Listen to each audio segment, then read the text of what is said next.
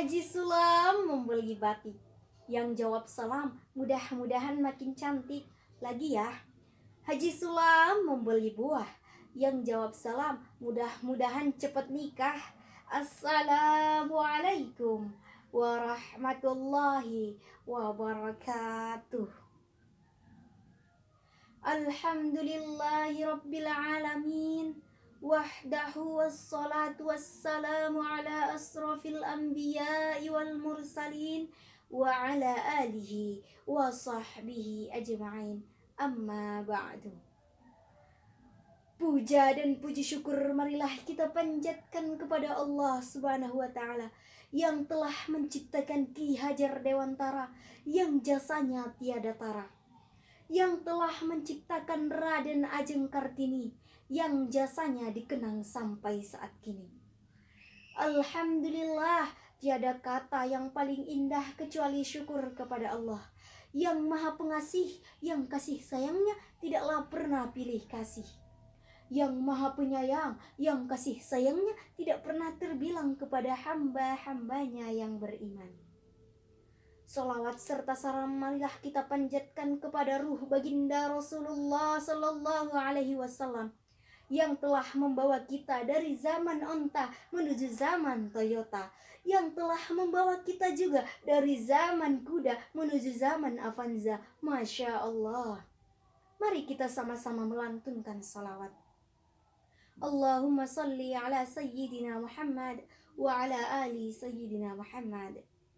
Yang saya hormati Dewan Juri dan Dewan Hakim, yang saya muliakan segenap panitia penyelenggara lomba, serta yang saya banggakan teman-teman seperjuangan dan teman-teman sekalian.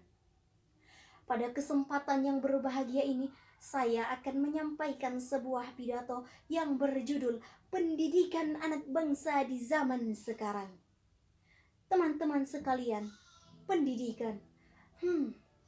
Berbicara soal pendidikan mengingatkan kita akan salah satu pahlawan perjuangan, Ki Hajar Dewantara, yang berjuang dengan pemikiran demi sebuah pendidikan anak bangsa. Juga mengingatkan kita akan salah satu pahlawan sejati, Raden Ajeng Kartini, yang berjuang mendapatkan naungan keadilan. Pendidikan sejatinya adalah proses perubahan sikap dan tingkah laku menuju kedewasaan melalui pelatihan dan pengajaran.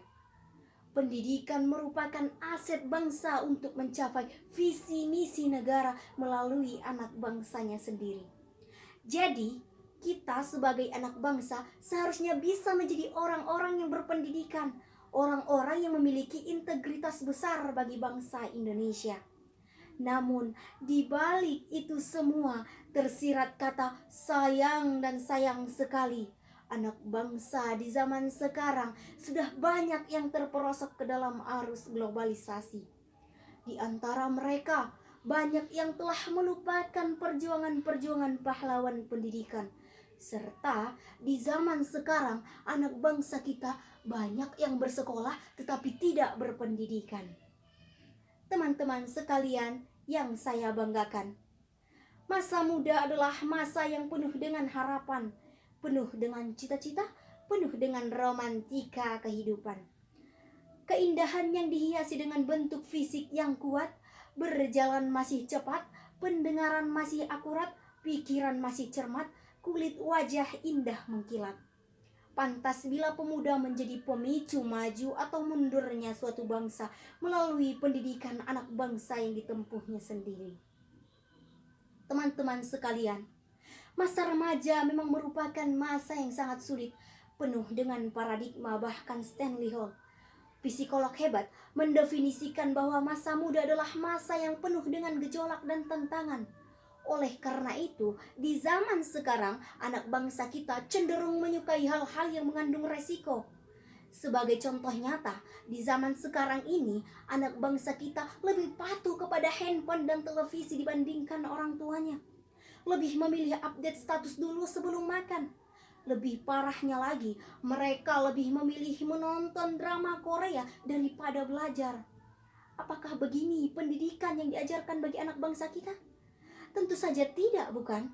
Apakah begini anak bangsa yang berpendidikan? Tentu saja tidak, bukan? Semakin hari, karakter anak bangsa sangat-sangatlah menurun. Dimulai dari cara pandangnya, cara berpikirnya, bahkan cara tingkah lakunya sekalipun. Wahai anak bangsa sekalian, ingatkah kalian ketika Profesor Dr. B.J. Habibie mengatakan bahwa ada 5 kelemahan yang harus kita hindari? Apa saja itu? Yang pertama, lemah harta. Yang kedua, lemah fisik. Yang ketiga, lemah ilmu. Yang keempat, lemah semangat dalam hidup. Dan yang kelima, yang paling ditakutkan adalah lemah akhlak. Jika 5 kelemahan ini terdapat pada anak bangsa kita, maka yakinlah mereka itu bukanlah pelopor pembangunan pendidikan masa depan bangsa, melainkan mereka adalah virus pendidikan, penghambat pembangunan, bahkan penghancur pembangunan masa depan bangsa. Saat ini generasi kita sangat jauh dari apa yang kita harapkan. Pendidikan berkarakter bangsa sudah luntur di gilas waktu. Pondasi yang kita bangun dengan kokoh sudah dihancurkan oleh anak bangsa sendiri. Apakah begini calon pemimpin anak bangsa bagi negeriku Indonesia? Rasanya pendidikan yang berkarakter di zaman sekarang hanyalah tinggal mitos, mitos, dan mitos. Apalagi di zaman sekarang dilanda COVID-19, sistem pembelajaran pun dirubah menjadi daring. Nah, ini dia.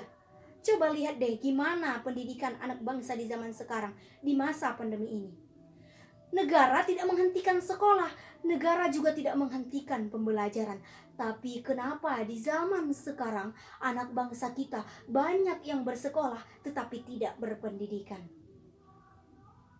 Umumnya, pendidikan dan sekolah itu memiliki arti yang berbeda. Gini ya, maksudnya gini. Orang yang berpendidikan belum tentu bersekolah, dan orang yang bersekolah belum tentu juga berpendidikan. Itu semua ditarik pada diri kita masing-masing.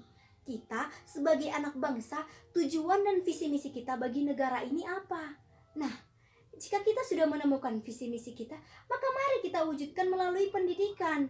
Pendidikan yang seperti apa? Pendidikan yang berkarakter, pendidikan yang berakhlak. Maka jangan sepelekan pendidikan meskipun sistemnya sudah berubah di zaman sekarang. Gini ya, pendidikan itu adalah kunci kesuksesan, gitu intinya. Teman-teman seperjuangan dan teman-teman yang saya banggakan, di zaman sekarang pendidikan selalu disalahkan. Ada yang bilang daring itu membuat kita bodoh, ada yang bilang daring itu membuat kita malas. Padahal yang sepatutnya disalahkan itu adalah anak bangsanya sendiri. Kenapa? Karena anak bangsanya yang tidak bisa belajar mandiri dan selalu bergantung pada ilmu guru, serta anak bangsanya yang tidak bisa memanfaatkan teknologi ke dalam hal yang positif dan hal yang bermanfaat. Ketahuilah teman-teman sekalian, 75% anak bangsa Indonesia sudah terpaut ke dalam dampak negatif globalisasi. Pembelajaran sudah dilupakan, pendidikan sudah diabaikan, hingga yang diutamakan hanyalah percintaan. Astagfirullahalazim. Oleh karena itu, marilah kita belajar mandiri dengan semangat, menjadi pemuda yang taat, serta menjadi pemuda yang tak pernah meninggalkan sholat, memiliki perjuangan dan tekad. Mari kita bersama-sama mewujudkan pendidikan yang berkarakter meskipun di zaman sekarang sudah berbeda sistemnya. Karena kita adalah penerus bangsa, kita yang akan memegang negara ini suatu saat nanti. Kesuksesan masa depan bangsa ini berada di tangan kita. Maka mari kita belajar dengan semangat. Mari kita belajar mandiri dengan semangat, menjadi pemuda yang taat, memiliki perjuangan dan tekad, serta menjadi pemuda yang tak pernah meninggalkan sholat. Insya Allah. Barangkali ini yang dapat saya sampaikan. Kurang dan janggalnya saya mohon maaf. Kepada Allah lah saya mohon ampun. Terima kasih atas segala perhatian. Semoga bermanfaat. Saya akhiri dengan sebuah pantun. Pergi piknik ke pantai Dayah, bawa apel jangan sampai jatuh. Wabillahi taufik wal hidayah. Wassalamualaikum warahmatullahi wabarakatuh.